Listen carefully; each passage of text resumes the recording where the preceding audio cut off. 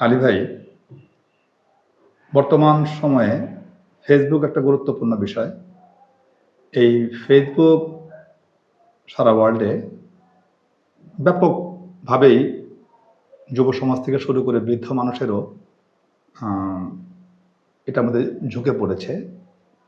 তো আমি যে জিনিসটা জানতে চাচ্ছি যে কী ধরনের কন্টেন্ট হলে আমরা ভালো কিছু প্রত্যাশা করতে পারি সমাজ থেকে?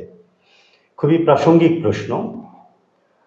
ফেসবুক ছাড়া বর্তমানের কোনো প্রজন্ম, তরুণ প্রজন্ম বলি, প্রৌঢ় প্রজন্ম বলি, আর পরিণত প্রজন্মই বলি, কেউই এই যোগাযোগ মাধ্যমটি ছাড়া নিজেকে কল্পনা করতে পারে না।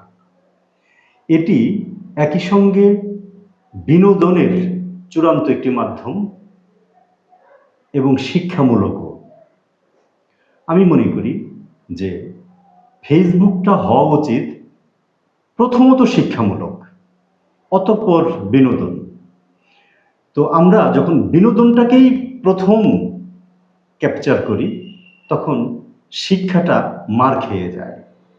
আমি মনে করি যে এমন কন্টেন্ট তৈরি করা উচিত কন্টেন্ট ক্রিয়েটরদের, যারা সেই কন্টেন্টের মধ্য দিয়ে একটি চমৎকার মেসেজ সমাজকে দেবে, তরুণ প্রজন্মকে দিবে, অনাগত প্রজন্মকে দিবে, এবং সেই মেসেজের মধ্য দিয়ে সে যে এটাকে দেখলো, সে নিজেকে সংশোধন করবে, পরিমার্জন করবে এবং এগিয়ে যাবে। আমি মনে করি যে ফেসবুকের কন্টেন্টগুলো মূলত শিক্ষামূলক, প্রেরণাদায়কমূলক এবং অতঃপর বিনোদন থাকতে পারে, এইরকমই হওয়া উচিত। তাহলে আমি মনে করি যে ফেসবুকের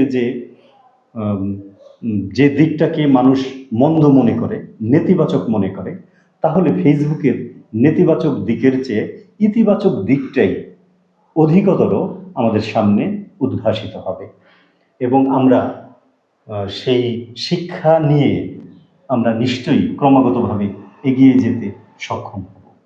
আলী ভাই, অত্যন্ত ভালো লাগলো আলোচনা, এবং আমরা মনে করি যে প্রত্যেকেই যেন ভালো কন্টেন্ট তৈরি করে, যে কন্টেন্টের মাধ্যমে সমাজকে একটু ভালো দিকে নিয়ে যাওয়ার জন্য সচেষ্ট হয়। ধন্যবাদ আলী ভাই ঠিক এই স্টুডিওতে আসার জন্য।